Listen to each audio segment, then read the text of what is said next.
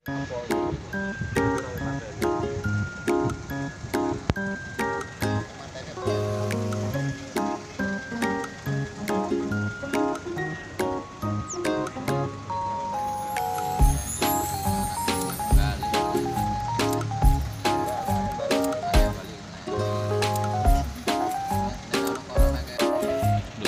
warahmatullahi wabarakatuh, ya kan. Ketemu lagi dengan saya Cak Banu. Hari ini saya berada di Sub Tuban ya. Waktunya kir ini. Nah, kir paling ruwet se Indonesia ya kan. Ya bener gak Pak? Ya no. Ah benar. Kir paling ruwet se Indonesia pokoknya bolak-balik. Kalau Anda mau kir ke Tuban, usahakan kondisi kendaraannya harus benar-benar bagus, benar-benar sesuai aturan fit, tak boleh sedikit pun tak boleh reset. Daripada Anda bolak-balik ya. Ini contoh sebelah balik yang berapa? Orang tahu. Balik ping pira? Ping 4 Mas. Woi, kir ping 4 ya. Kir ping 4 iki, kir 4 ya.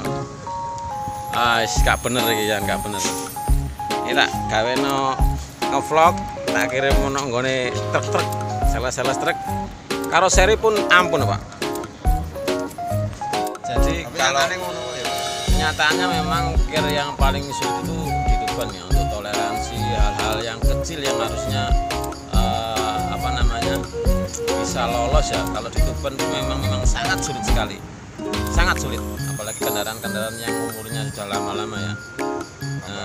Istilahnya memberatkan. Tapi ya kalau truk baru sih oke, kir lama atau mungkin melebihi istilahnya ukuran oke lah kalau baru. Tapi kalau lama-lama saya rasa harus ada toleransi khusus lah. Baru pun ya harus ada toleransinya. Istilahnya kalau untuk kir biar nggak ruwet ya. Tapi masalahnya kalau terlalu ruwet ya nanti orang PT perusahaan kirnya nggak mau di Tuban nih. Jalannya Tuban rusak. Tapi yang make dari kendaraan luar kota semua. Tuban jalannya rusak, akibatnya pemasukan nggak ada. Orang nggak mau kir kok. Kirnya sepi, terus banyak di BBN kan kalau perusahaan di luar kota Tuban ya. Jadi saya rasa untuk kebijaksanaan di Sub Tuban tolong diperhatikan ya. Ini hanya ngobrol aja. Kita sudah terkenal nih Tuban kirnya paling susah sekali. Sing bener kaya biyen iki lho, sing gak lulus di nomor 1. Yang nggak lulus ada perlakuan khusus setelah kir berikutnya. Jadi orang bolak-balik itu kan juga butuh biaya ya. Butuh biaya, terus angsurannya jalan. Yang angsurannya jalan nggak bisa jalan, harus kir dulu, nunggu lama, proses lagi. Tolong diperhatiin. Jadi kalau momennya masuk kekurangannya apa aja tolong didaftar ya kan. Dari pihak pemilik truk juga harus tahu nih kekurangannya apa, sudah dikontrol, tahu-tahu nggak lulus nih kan. Saya rasa harus ada kebijaksanaan khususnya untuk wilayah Tuban dan sekitarnya ya. Kalau di Bojonegoro, Lamongan, di seluruh kota saya rasa kir tidak terlalu ribet seperti di Tuban. Jadi banyak kendaraan perusahaan yang notabene operasionalnya di Tuban di BBN kan di luar Tuban menghindari kir ya kan. Akibatnya pemasukan di kota Tuban juga kecil. Otomatis jalan akan menjadi rusak. Yang make dari perusahaan luar kota operasionalnya di Tuban, jalannya Tuban rusak karena nggak ada pemasukan masuk. Itu aja sih kalau dari saya ya. Mungkin itu aja dari saya. Sekian dari saya Cak Banu Dino. Hari ini saya berada di Sub Tuban yang terkenal kirnya paling susah, paling spesial susahnya pokoknya. Terima kasih. Assalamualaikum warahmatullahi wabarakatuh.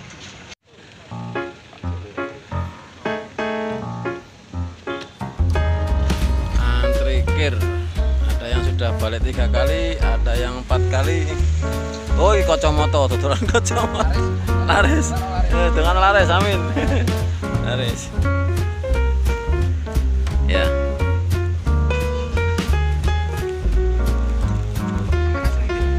Tuban, Pak.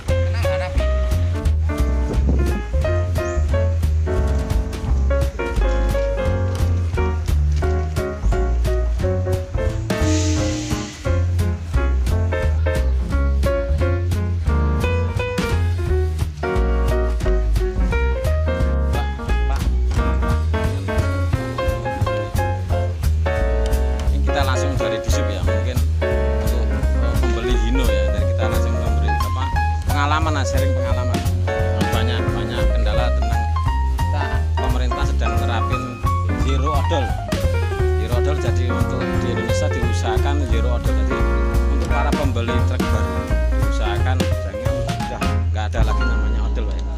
Ada loh. Jadi kalau katanya odol itu over dimensi dan overload. Jadi over dimensinya itu nambah, panjang nambah, tinggi nambah, dia load itu muatannya juga nanti nambah. Jadi kelebihan muatan. Jadi ini Pak, monggo apa namanya kalau apa namanya? Harusnya gimana sih Pak untuk kir itu Pak? Harusnya gimana? Ayo Pak, monggo Pak. Harusnya di penguji. Jadi gini enggak. Penguji juga kadang ada. Nah, kita berbagi sharing aja Pak, sharing aja Pak. Sini lah. Di aturan PPID informasi dokumentasi itu ya harus pada bidangnya. Nanti tolong sampean ke bidang pengujian. Jadi yang berhak memberikan keterangan apapun itu di bidangnya. Jadi tidak boleh siapapun itu ketika saya posisi di mana terus menyampaikan hal yang bukan bidangnya, itu sangat tidak boleh. Intinya gitu. Kalau program model ini bagus nggak Pak? Kalau menurut kan ini kan masalahnya sekarang banyak keluhan nih, konsumen tuh kiranya susah atau apa. Ini kan apa namanya program pemerintah ini tujuannya apa sih gitu loh? Kan umum nih, bahasa umum nih. Memang kita ngomong bahasa umum ya. Saya kalau bicara bahasa umum itu, masyarakat itu cenderungnya kan pengen instan ya Mas. Ya instan. Kalau bisa buku kir dititipin. Nah, ya. Kalau bisa buku kir saja enggak usah dimunculkan. Kendaraan enggak usah fisik, uji fisik, langsung jadi dari rumah di telepon. Karena kan gitu. Ya. Nah, sementara aturan kan enggak demikian lah. Kita itu di akar rumput. Di akar rumput itu pengampu kebijakan dari atas. Nah, itu yang harus kita lakukan. Ketika keluar dari situ malah kita salah. Nah, kembali lagi tadi itu pola pikir daripada masyarakat kita itu pengennya instan. Sementara aturannya tidak demikian. Iya, benar, saja sebetulnya. Nah, karena tidak terbiasa dengan aturan itu akhirnya ya seolah-olah susah. Padahal yang benar itu. Ya, dalam rangka menghindari hal-hal yang tidak diinginkan. Adanya gratifikasi, adanya macam-macam itu. Ini juga ngimbas loh Pak, kalau banyak apa namanya perusahaan yang operasionalnya di Tuban ya kan, terus kirnya didomisiliin di luar kota Tuban, tapi operasional di Tuban, kan otomatis income-nya dari Tuban kan enggak ada ini, kan BBM-nya masuk ke luar kota Tuban, itu kan juga kurang begitu bagus ya, dari istilahnya untuk pengembangan jalan atau apa kan itu masuknya di situ kan pajak. Itu ya jadi kendala sih sebenarnya. Menurutnya Bapak gimana nih kalau masalah itu? Kembali lagi kalau semua itu keinginan, keinginan itu terkadang tidak sesuai dengan kebutuhan. Kalau saya inginnya tadi itu kita masyarakat itu inginnya gampangnya gitu kan. Jadi nggak usah ribet-ribet Pak, nganggo cek fisik dan sebagainya keluar itu loh. Itu persoalannya. Nah, bicara masalah PAD itu kan bukan ranah kita juga, jadi itu ada di BPKD. Nanti naik kalau memang mau menanyakan lebih jelas sesuai dengan tupoksi masing-masing saja. Secara umum gambaran kita gitu aja. Gambaran gitu ya. Jadi kalau program model ini sangat bagus lah kalau menurut dalam rangka untuk keselamatan, dalam rangka untuk hal yang benar. Kenapa kalau di kita Mas itu banyak kendaraan yang bahannya jeblos misalkan. Itu kan karena muatan gitu kan. Terus kenapa banyak kecelakaan dan sebagainya. Pemerintah mungkin arahnya ke sana sebetulnya. Arahnya ke sana. Cuma masyarakat loh enggak. Nah, belum bisa secara totalitas untuk ayo bener piye kan gitu dasar aturan itu. Jadi intinya itu sebenarnya pelayanan sih tambah bagus ya. Harusnya gitu. Karena apa di jalan raya itu dengan adanya ujikir dan diharapkan keselamatannya lah Pak. Nah, tapi ketika tanpa ujikir itu mobil macam apapun di jalan raya lantas timbulnya laka lantas terus dan sebagainya itu kan sangat berakibat buruk kan bagi pengendara sendiri maupun orang lain. Itu sih secara umum gambarannya. Ya. Kalau teknis monggo di bidang masing-masing Mas. Soalnya saya sendiri kan sales, jadi kebetulan berhubungan dengan sopir-sopir ya. Kalau mau kir yang jelas satu, apa untuk kendaraannya sebelum kir harus dicek bener-bener memang layak jalan. Harusnya gitu. Harus layak jalan, mulai rem, mulai lampu, sampai mulai apa ban ya, roda itu harus dicek bener-bener sebelum masuk. Jangan sampai masuk ke disub bolak-balik nih. Iya kan? Iya. Nah, dari pihak disub juga kan istilahnya kena ada kendala dari sopir ya.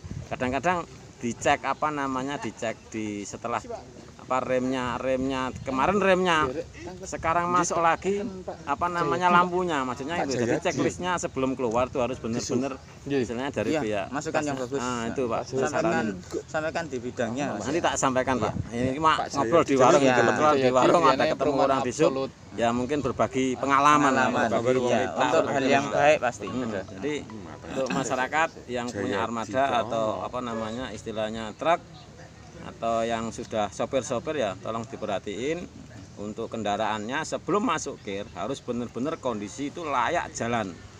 Jangan sampai setelah kir kita bolak-balik nih karena nggak layak jalan. Resikonya yang pertama kita bolak-balik kir akhirnya terkesan sulit. Nah, terkesan sulit padahal harusnya nggak di-prepare dari rumah nih. Terkesan akhirnya ribet sulit gitu ya. Ya, jadi harus di-prepare dulu baru masuk. Itu juga nanti kembalinya ke apa namanya, kembalinya ke apa sopir atau yang punya armada nih. Jadi kalau kendaraannya benar-benar bagus, keselamatan pengemudi dan pengguna jalan juga akan lebih bagus lagi gitu loh. Kan gitu. Itu loh, SMP 5 atau SMP 5 tapi itu mau. Ada tambahan Pak, saran Pak ini Pak. Saran aja Pak, saran bagi pengalaman Pak untuk sopir-sopir sama pemilik truk. Iya, intinya itu dalam berkehidupan kita karena ditata sebuah aturan. Sebetulnya ya kita memang tidak bisa dari lepas aturan ketika di Indonesia itu, sehingga harapannya kalau memang agar tidak kesan ribet dan sebagainya, kalau kita bicara ujikir ya tadi itu yang sampaikan, cobalah dilayak jalankan kendaraannya gitu ya, sehingga biar kita tidak sebenarnya kan rasa ego itu juga karena keterdepankan ya, padahal kalau kita itu kan hanya pengampu kebijakan, dalam artian ada aturan demikian kita jalankan, sementara itu kontra di masyarakat itu kan penilaian dari masyarakat. Ada sinergi. Harusnya niatnya baik memang, tapi masyarakatnya juga harus paham akan terbiasa hal itu, karena sudah terbiasa dengan aturan yang main lama. Bagaimana kita juga nggak tahu kali ini diterapkan aturan yang beneran terkesan malah katanya ribet gitu ya. Saya juga pernah nih titip buku kir ini kan selesai gitu kan. Pernah ya? Iya, Nah pernah, itu ya. masa uji kir kok hanya buku kirnya yang masuk itu harus bener sinergi nih dalam kondisi apapun. Betul. Kalau memang kirnya bagus, kendaraan juga bagus, aku yakin untuk kirnya juga akan bagus. Iya, outputnya intinya untuk keselamatan bersama ketika di jalan raya. Ya, siap. 86 Bos. Udah surya. Monggo Terima Mas. kasih.